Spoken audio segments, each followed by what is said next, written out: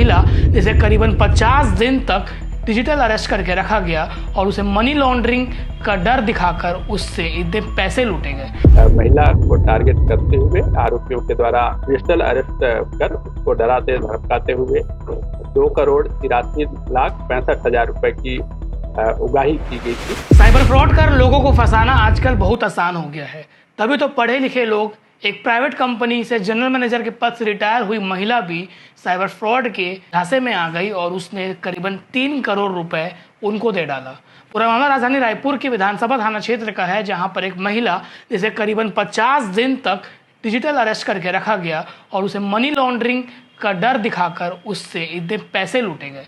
पूरे मामले का खुलासा तब हुआ जब रायपुर पुलिस ने अपनी टीम यूपी भेजी और यूपी के 3 अलग अलग शहरों में, 3 अलग अलग जिलों में पुलिस ने छापेमारी की और छापेमारी के बाद 5 आरोपियों को गिरफ्तार किया गया।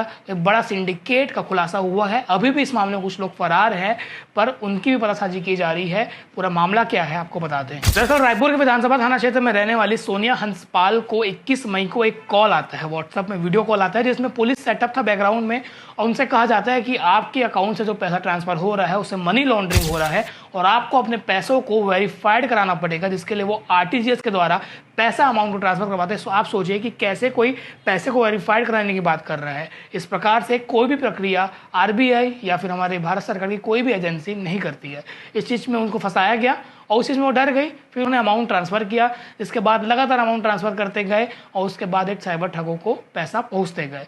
इस मामले में कुल 5 आरोपियों की गिरफ्तारी हुई है। आनंद सिंह, जो देवरिया, यूपी के देवरिया में पंजाब नेशनल बैंक का ग्राहक सेवा केंद्र भी चलाता है, और आकाश साहू और बहादुर सिंह, इन दोनों का काम था सिम अरेंज करके सिम देना, इन तक पहुंचाना। और 2 आरोपी अनूप मिश्रा और नवीन मिश्रा, इनका काम था 40 से ज़्यादा फेक कंपनी बना चुके थे ये। उन फेक कंपनियों के द्वारा ये जो पैसे थे, ठगी के पैसे, उसको कंबोडिया, मतलब पहले तो दुबई में बैठ के पूरा सिंडिकेट चलता था। दुबई से उस महिला को कॉल आया था और पूरे अमाउंट को कंबोडिया ट्रांसफ़र करवाया गया था और कंबोडिया से पैसे को उन कंपनियों के द्वारा भारत लाया गया था। आप सोचेंगे कितना इन्होंने दिमाग लगा के पूरा सेटअप बनाया। इस मामले में 5 आरोपी गिरफ्तार हुए हैं। रायपुर पुलिस ने देवरिया, गोरखपुर और लखनऊ में रेड मारा। उसके बाद इनको गिरफ्तार कर रायपुर लाया गया है।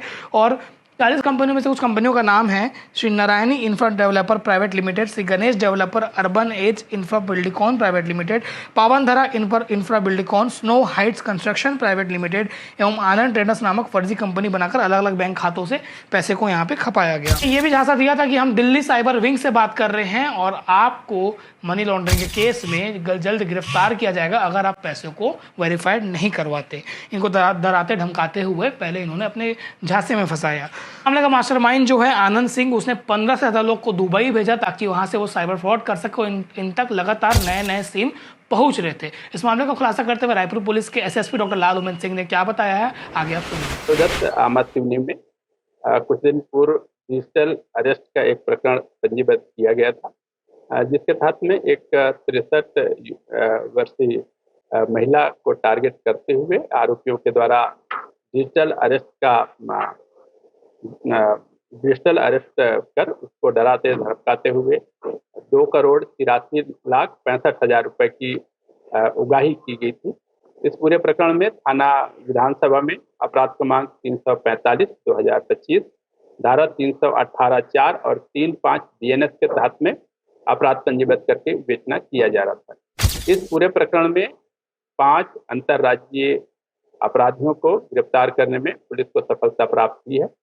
इनके कब्जे से बहुत सारे बैंक अकाउंट के डिटेल, बहुत सारे इनके पासबुक, चेकबुक, मोबाइल और मोबाइल के सिम बरामद किए गए। साथ ही साथ इस पूरे प्रकरण में जो उगाही किए गए हुए थे 2,83,65,60,000, उसमें से 43 लाख रुपए की रकम को बैंक से होल्ड कराया गया है। इस प्रकरण में अब तक के जांच किए जाने पर 40 से अधिक अलग अलग नाम से फर्जी कंपनियों का भी खुलासा हुआ है। प्रकरण में जब आवेदका या पीड़िता के द्वारा थाना विधानसभा में अपराध की सूचना दी गई, उसके आधार पर थाना विधानसभा में अपराध पंजीबद्ध किया गया और अपराध पंजीबद्ध किया जाकर के प्रकरण को विवेचना में दिया गया। इस पूरे प्रकरण में चूंकि मामला महिला से संबंधित था और फिर डिजिटल अरेस्ट के नाम पर काफी बड़ा अमाउंट 2,84 लाख रुपए की उनके द्वारा राहत धमकाकर वसूली की गई थी। इसलिए सभी पूरे एसएसयू की टीम को, रेंज साइबर की टीम को, सब डिवीजन की टीम को, सबको इस पर काम पर लगाया गया था, जिस पर एडिशनल एसपी संदीप, इनके सीएसपी संजय और फिर रेंज साइबर से डीएसपी निश्चित और उनके इंस्पेक्टर मनोज और विधानसभा सीएसपी और विधानसभा के टीआई को, सभी को इसमें लगाया गया।